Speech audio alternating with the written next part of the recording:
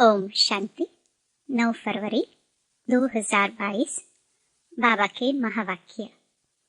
मीठे बच्चे, सब दुखियों को सुखी बनाना यह एक बाप का ही फर्ज है। वही सर्व का सद्गति दाता है। प्रश्न: बाप अपने बच्चों को चढ़ती कला में जाने की कौन सी युक्ति सुनाते हैं? उत्तर: बाबा कहते, मीठे बच्चे, मैं जो सुनाता हूँ तुम उसे ही सुनो, बाकी जो कुछ सुना है उसे भूल जाओ, क्योंकि उससे तुम नीचे उतरते आए हो। दूसरा प्रश्न: कौन सा गुह्य राज तुम बच्चे समझते हो जिसमें सभी वेद शास्त्रों का सार आ जाता है? उत्तर: ब्रह्मा सो विष्णु और विष्णु सो ब्रह्मा कैसे बनता, कैसे दोनों एक दो की नाभि से निकलते हैं, यह गुह्य राज तुम बच्चे ही समझते हो। यह सभी वेद शास्त्रों का सार है। गीत: नयनहीन को राह दिखाओ। मेरे मीठे मीठे भाई और बहनों, बाबा के इस अनमोल खजाना यानी ज्ञान रूपी मुरली को जन जन तक पहुंचाना हम सब की कर्तव्य नहीं बल्कि धर्म है। मैं तो अपना धर्म निभा रही हूँ। अब आपकी बारी।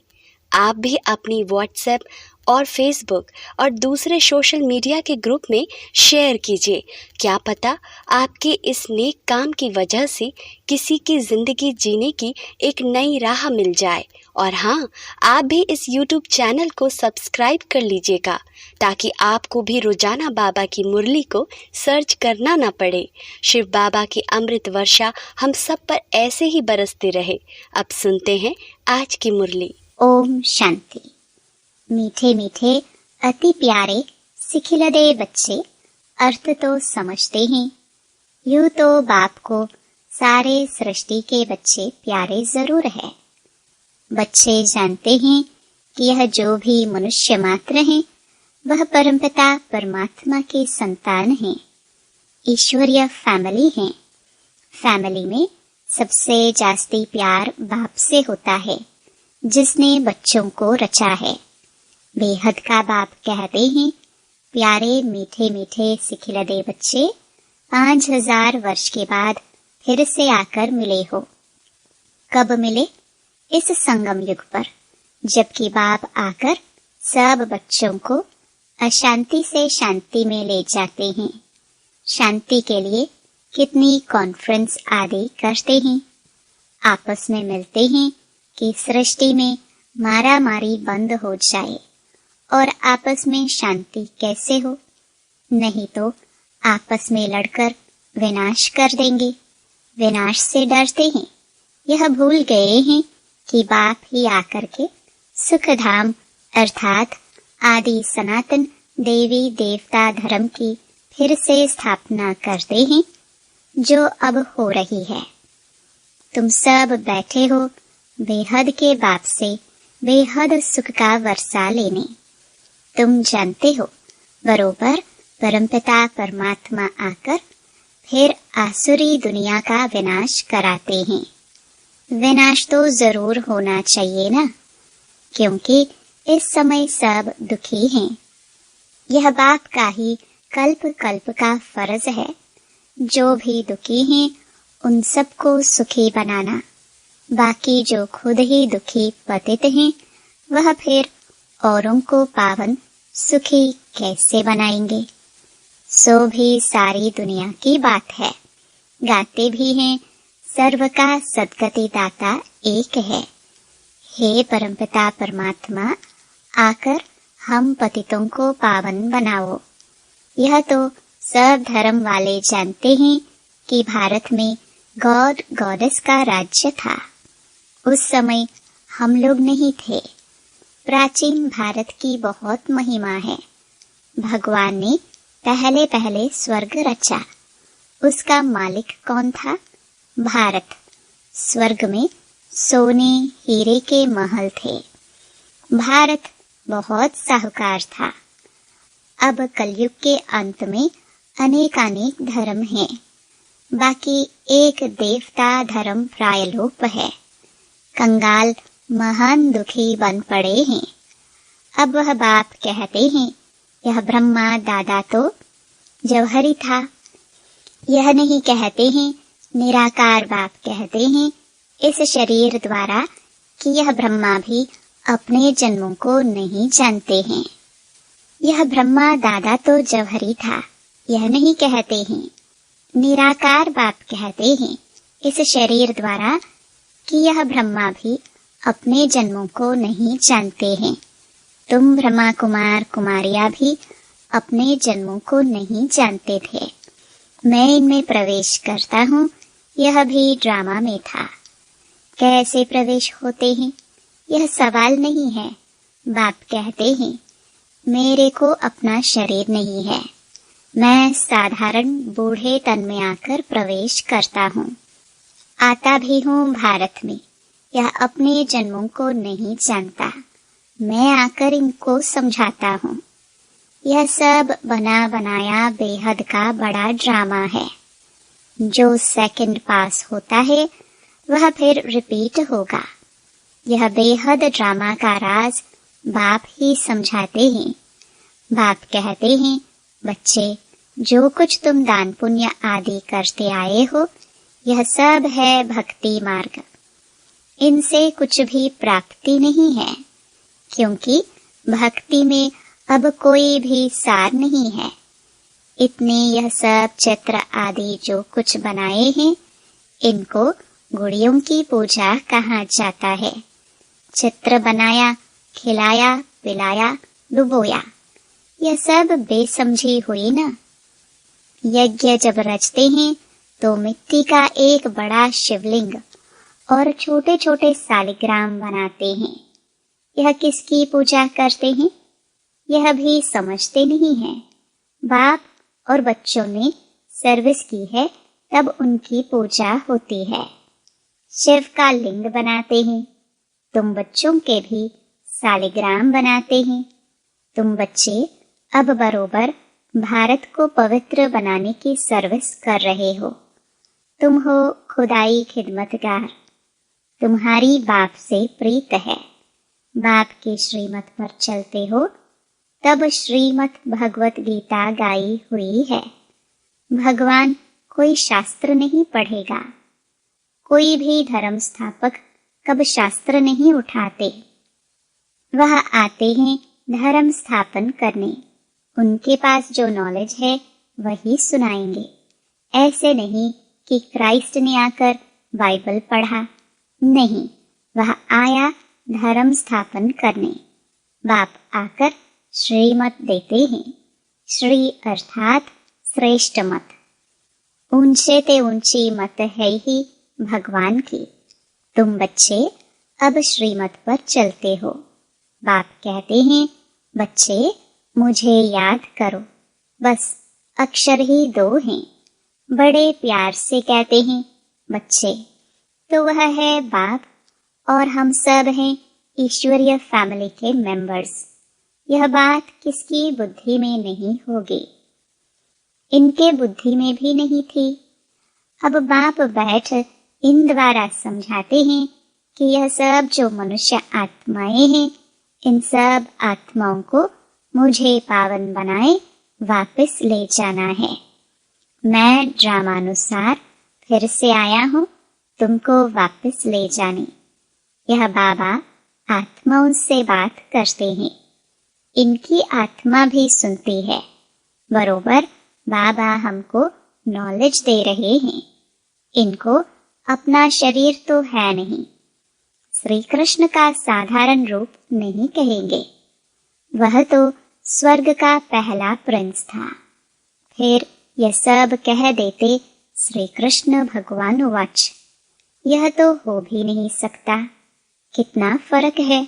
संगम पर श्री कृष्ण हो ना सके। आर्टिफिशियल कृष्ण तो बहुत बनते हैं।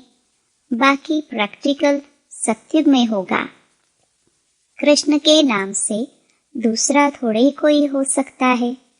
नाम तो बहुत अपने ऊपर रखवाते हैं। बाप कहते हैं बच्चे, इस अंतिम जन्म में पवित्र बनो तो पवित्र दुनिया की स्थापना में मदद होगी। पवित्रता तो अच्छी ही है। बहुत बच्चियां मार खाती हैं, अबलाओं पर अत्याचार होते हैं। लिखते हैं, बाबा क्या करे, हमको इस बंधन से छुड़ाओ। नाटक में दिखाते हैं, द्रौपदी को साड़ियां दी, यह एक कहानी बना दी है। बाप कहते हैं, बच्चे अब पवित्र बनने से 21 जन्म तुम कभी नंगन नहीं होंगे। वहां है ही राम राज्य। मुख्य विकार है अशुद्ध अहंकार, देह अभिमान, देह से मोह रहता है। वहां है आत्म अभिमानी, समझते हैं इस पुरानी शरीर छोड़ दूसरा लेते हैं। उसको आत्म अभिमानी कहा जाता है। बाप कहते हैं, तुम सब आत्मा हो। शिव बाबा को याद करते रहो, क्योंकि अब वापस जाना है। यह है आत्माओं की सच्ची सच्ची रूहानी यात्रा। सबको सुप्रीम बाप के पास जाना है। तीर्थ यात्रा पर जाते हैं तो रास्ते में राम राम कहते जाते हैं। बाप कहते हैं, तुम बाप को याद करते चलो। अब सारी दुनिया तो राजयोग नहीं सीखेगी, कल्प पहले वाले ही यहाँ आएंगे। अभी कलम लगाना है। जो देवी देवता धर्म का मीठा झाड़ था, सो प्राय लोप हो गया है। बाकी टाल टालियां खड़ी हैं।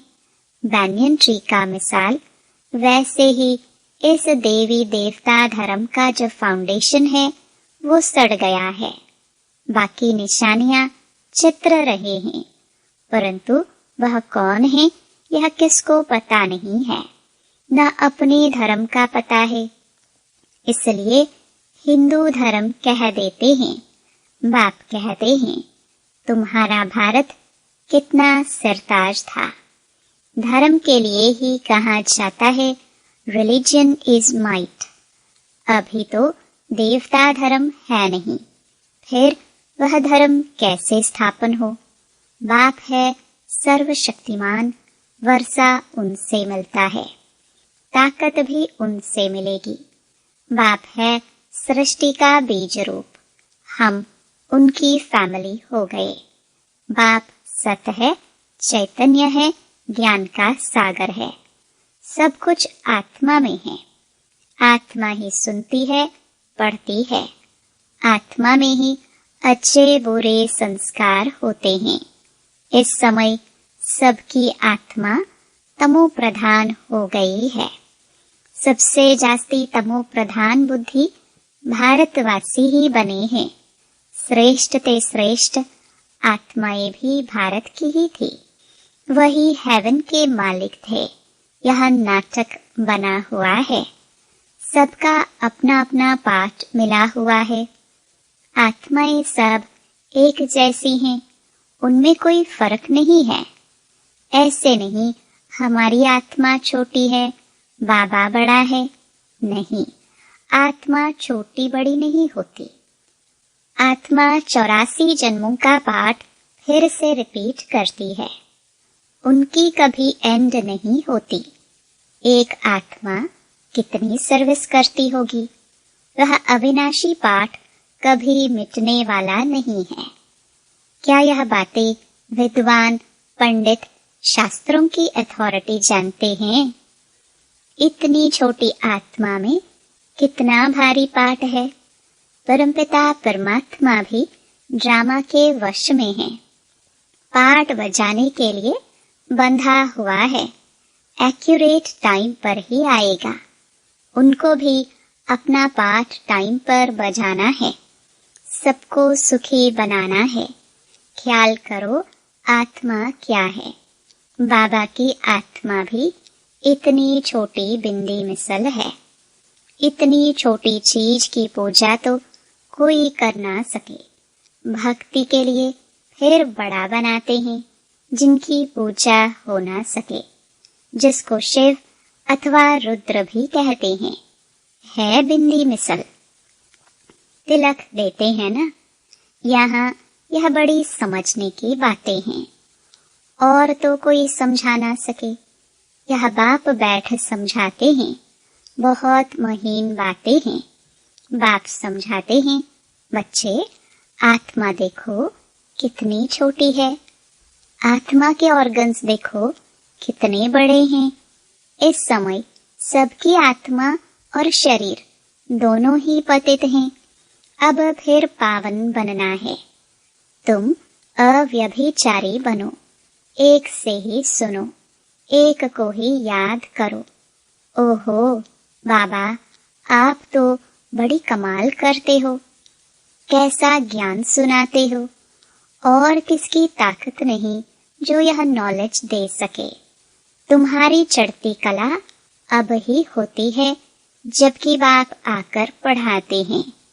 इस समय सभी मनुष्य मात्र पतित हैं, इसलिए बाबा कहते हैं, मैं सबका उद्धार करने के लिए आता हूँ। रात से दिन में जाने का रास्ता बताता हूँ। गाते भी हैं, नयनहीन को राह दिखाओ। गोया सभी कहते हैं, हम नयनहीन हैं, हमको राह बताओ। कहाँ की राह? अपने घर की। यहाँ तो बहुत दुख है। बाबा, हम अंधों की लाठी तो आप ही हो। बाबा अक्षर से वर्षा याद आता है। प्रभु या ईश्वर कहने से वर्षे का नशा नहीं होता। त्वमेव मातश्च पिता, यह उनकी महिमा है। मनुष्य कह देते हैं, यह वेद तो अनादि है, परंतु पूछो कब से पढ़ते आए हो? क्या सतयुग से लेकर? वहाँ शास्त्र तो होती ही नहीं। यह है भक्ति मार्ग के, कुछ भी जानते नहीं। बाप कहते हैं, अभी मैं आकर तुमको सबका सार समझाता हूँ ब्रह्मा द्वारा। ब्रह्मा बच्चा मेरा है या विष्णु की नाभि से निकला है? ब्रह्मा तो शिव का बच्चा हुआ, विष्णु का बच्चा तो नहीं है। हाँ, ब्रह्मा ही फिर विष्णु बनते हैं, फिर विष्णु 84 जन्म बाद ब्रह्मा बनते हैं। यह बहुत गुह्य राज है जो तुम बच्चे ही समझते हो। अभी ब्रह्मा मुख द्वारा तुम ब्राह्मण बच्चों का जन्म हुआ है, तो कितना नशा और खुशी तुम बच्चों को होनी चाहिए। अच्छा, मीठे मीठे सिखिलदे बच्चों प्रति माता पिता बाप दादा का याद प्यार और गुड मॉर्निंग। रूहानी बाप की रूहानी बच्चों को नमस्ते। धारणा के लिए मुख्य सार। पहला, संपूर्ण पावन बनने के लिए अव्यभिचारी बनना है। एक बाप से ही सुनना है, एक को ही याद करना है। दूसरा, खुदाई खिदमतगार बन भारत को पावन बनाने की सेवा करनी है। एक बाप से प्रीत बुद्धि रहना है। वरदान, स्वस्थिति द्वारा हर परिस्थिति को पार करने वाले मास्टर त्रिकालदर्शी भव। जो बच्चे त्रिकालदर्शी स्थिति में स्थित रहते हैं, वह अपनी स्वस्थिति द्वारा हर परिस्थिति को ऐसे पार कर लेते हैं जैसे कि कुछ था ही नहीं। नॉलेजफुल त्रिकालदर्शी आत्माएं समय प्रमाण हर शक्ति को, हर पॉइंट को, हर गुण को ऑर्डर से चलाते हैं। ऐसे नहीं कि समय आने पर ऑर्डर करें सहन शक्ति को और कार्य पूरा हो जाए फिर सहन शक्ति आए। जिस समय जो शक्ति जिस विधि से चाहिए उस समय अपना कार्य करे, तब कहेंगे खजाने के मालिक मास्टर त्रिकालदर्शी। स्लोगन, जो सदा खुश रहते हैं और सबको खुशी बांटते हैं, वही सच्चे सेवाधारी हैं। ओम शांति।